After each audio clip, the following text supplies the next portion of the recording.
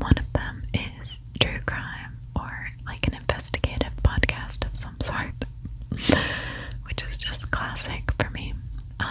On my regular YouTube channel, I'll be doing all of my favorite shows from this year, and it is a very long list of shows. It's like more than a page long, so that's going to be a very long video, but there were some really good shows that I watched this year.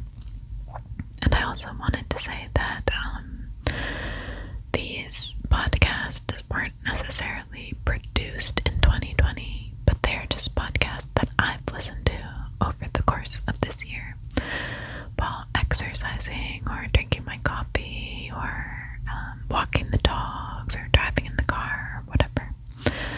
So I would also love to know if you guys have any podcast recommendations for me. I'm always looking for something to listen to, especially while I'm out walking the dogs. I like to listen to music, but it's nice to have a podcast or a story or something like that. So the first podcast that I have already mentioned on my YouTube channel is called Tom Brown's Body. This is a Texas monthly podcast, and you guys know how much I love Texas Monthly. It is reported on by Skip Hollandsworth, and he does just a phenomenal job investigating this case.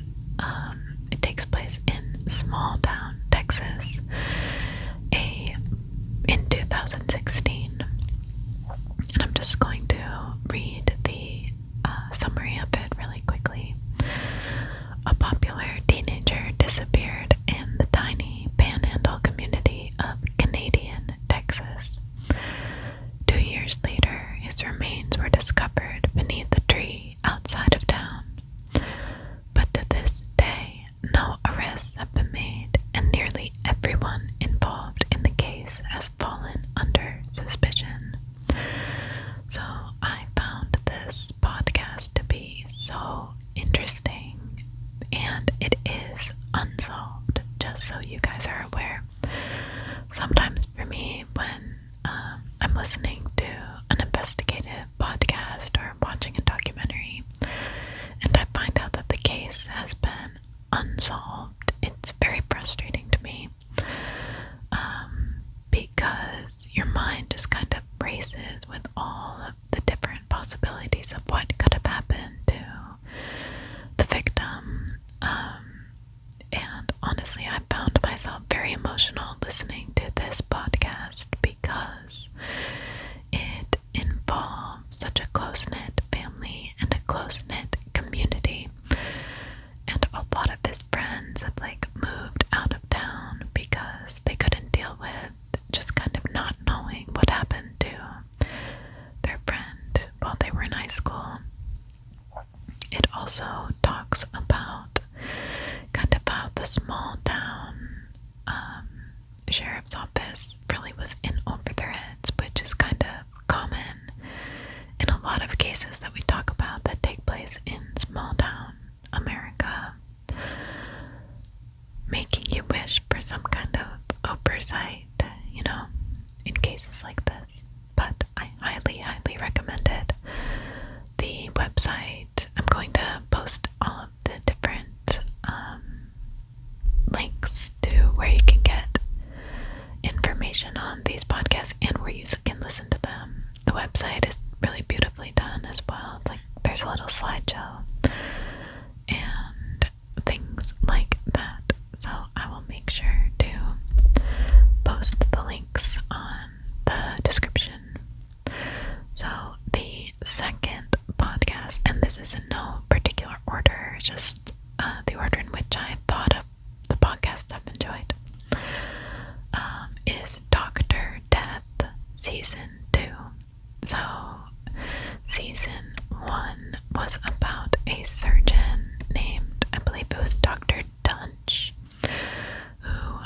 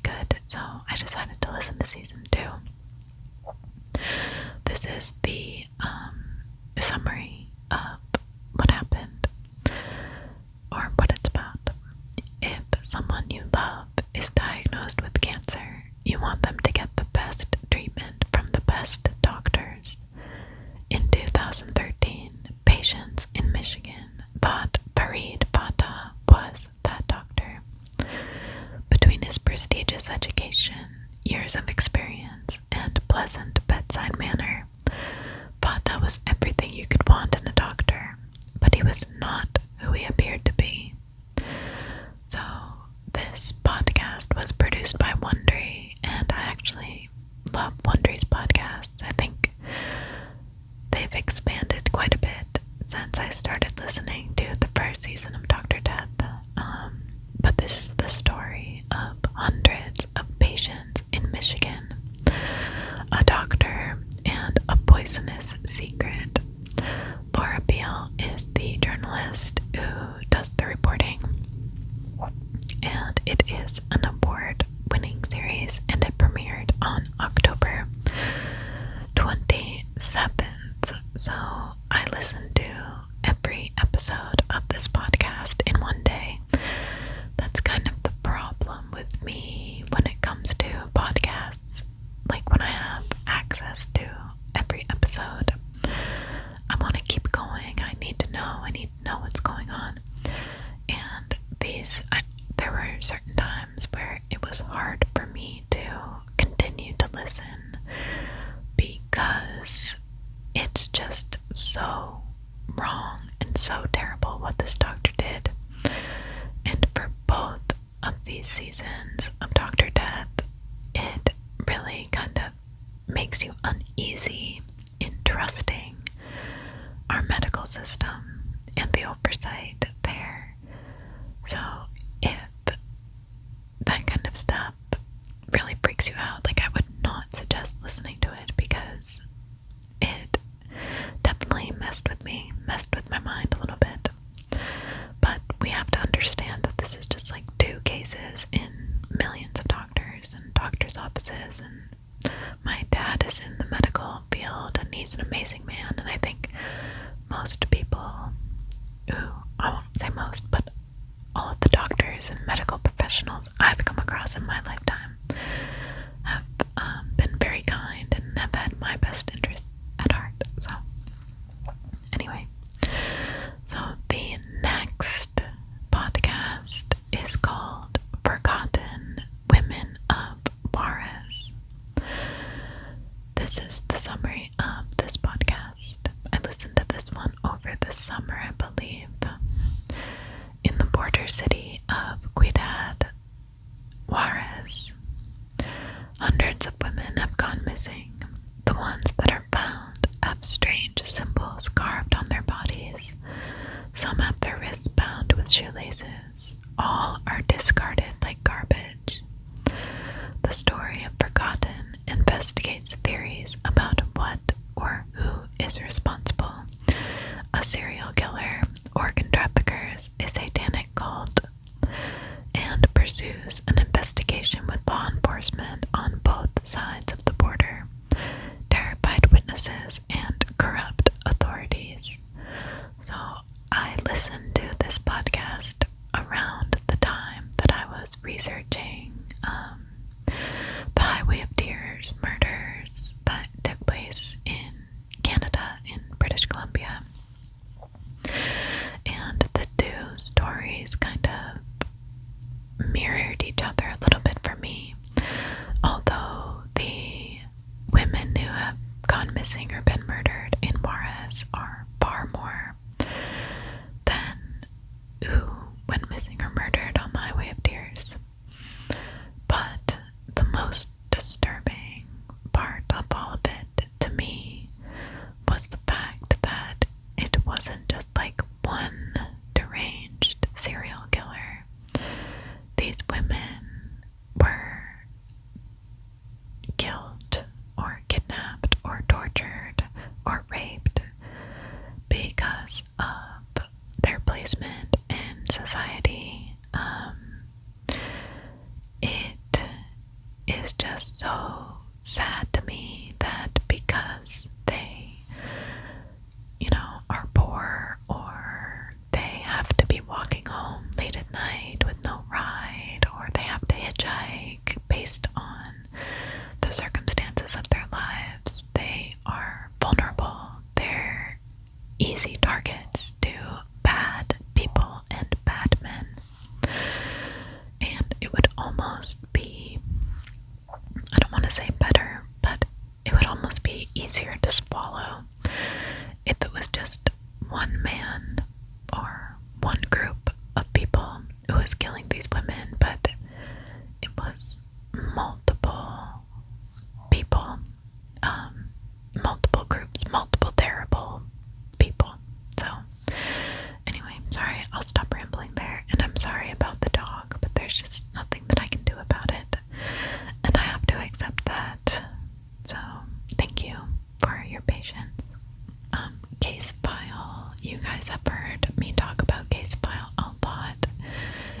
Australian podcast talking about all different kinds of cases from around the world.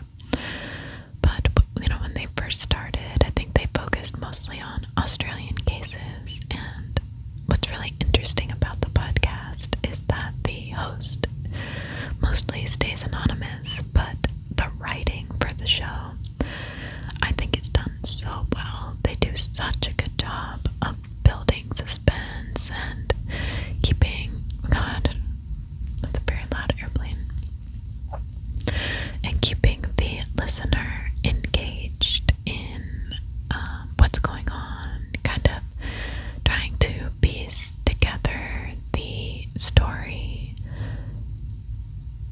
in a way that makes it kind of a puzzle to the reader. Or not the reader, the listener. I'm sorry, that airplane really just totally distracted me. It was extremely loud and ridiculous. So anyway, Casefile is an Australian crime podcast that first aired in 2016. So, a couple of my favorite episodes were the Muswell Hill murders. That was like a 3-part series. I think each one was an hour and a half long. And when I did my video on the Muswell Hill murders, it was just such a terrible, horrible case. But they did such a good job with their research and talking about it. It was really helpful to me. And it just brought me directly into the story. Really, brought me down. I needed a break from true crime after I did that story. The other episode that I absolutely thought was brilliant was of Nichols, the woman who poisoned her husband with cyanide, but also kind of mistakenly poisoned another woman who happened to buy the pills with cyanide. It's obviously a whole long story. I'm sure you heard the video that I did about it, but they did such a good job with that episode. It had me hooked the entire time. The next podcast is called This Land, and I highly recommend this podcast. I listened to it all in one day while taking a road trip somewhere. I can't remember where. I think I went to a cabin in the woods this summer. So this is the description. Patrick Murphy was convicted of murder by the state of Oklahoma in 2000, but defense attorneys soon discovered that his conviction may have been based on a lie.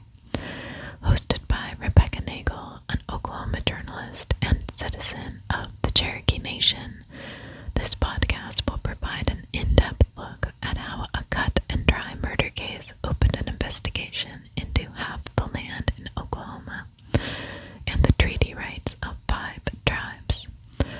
Follow along to find out what's at stake, the Trump administration's involvement, the larger right-wing attack on tribal sovereignty, and how one unique case resulted in the largest restoration of tribal land in U.S. history.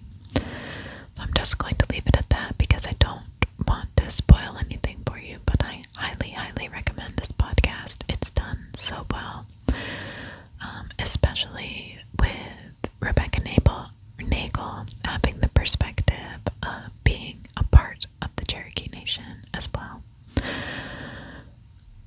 The next podcast is called Missing and Murdered: Who Killed Alberta Williams? I listened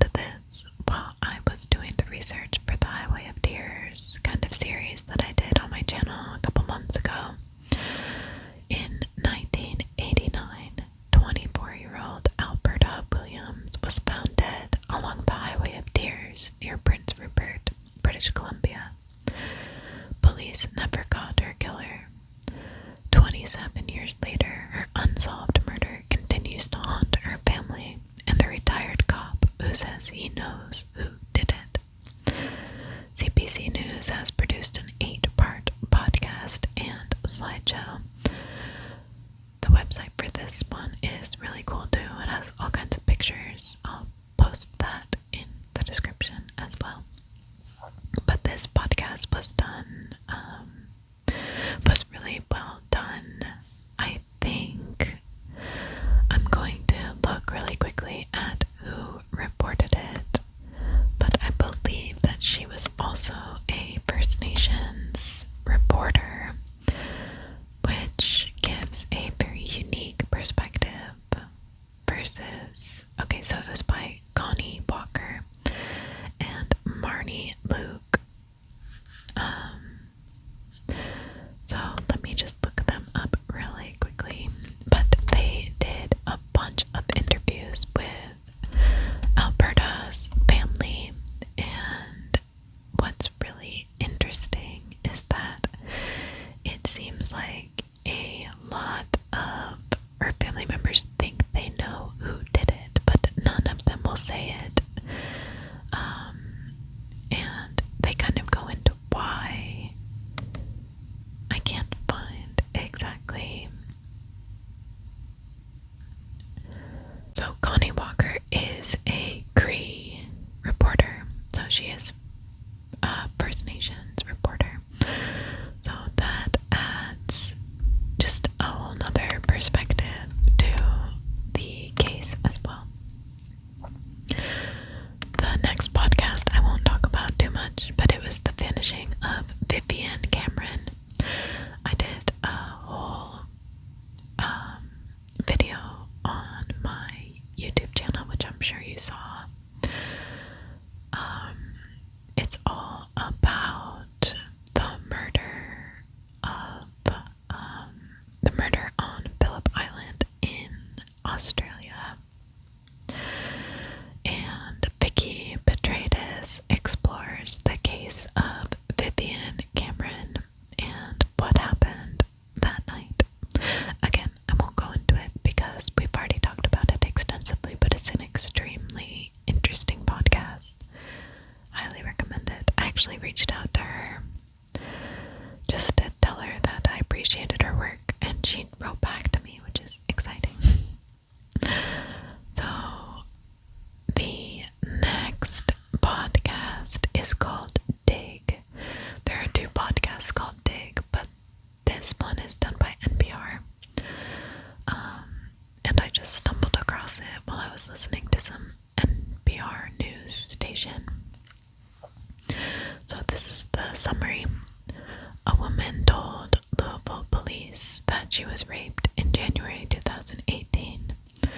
She expected them to quickly try to arrest the suspect, but an officer on the scene that night didn't seem to believe her. My blood is already boiling. The detectives weren't convinced that a crime had occurred, and a prosecutor rejected the case well before an arrest was even under consideration. In the first season of Dig, a new podcast from the Kentucky Center for Investigative Reporting, we bring you the results of a year-long look at how rape cases are investigated in Louisville. What we've learned here, the police defer to prosecutors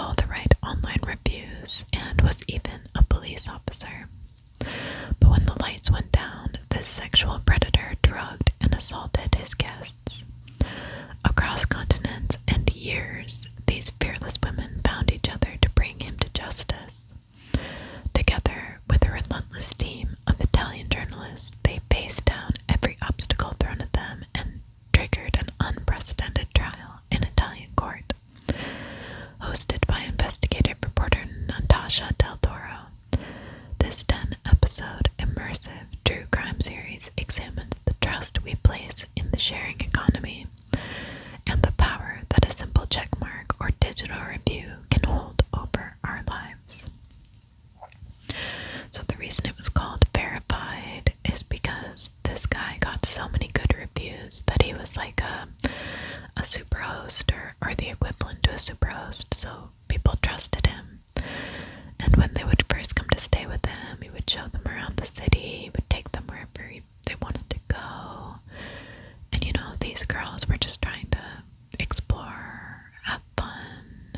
They were young, wanted to drink wine, you know, and he took advantage of that. And it was disgusting, but this was a really good investigative podcast. The next podcast is called This Is Actually Happening, and this is not necessarily a true crime podcast, but it is done by Wondery, not Wonderly, and I wanted to just read the description really quickly. It's really interesting. Each episode is told from the perspective of one person who's had like some kind of crazy experience in their life, and they tell the story. So the description is: what if your mother left you to follow a cult, or you woke up in a morgue, or if your boat got caught in a storm and began to sink? What would you do? This Is Actually Happening brings you extraordinary true stories of life-changing events told by the people who lived them. From a man who finds out a celebrity crush isn't who she seems, to a woman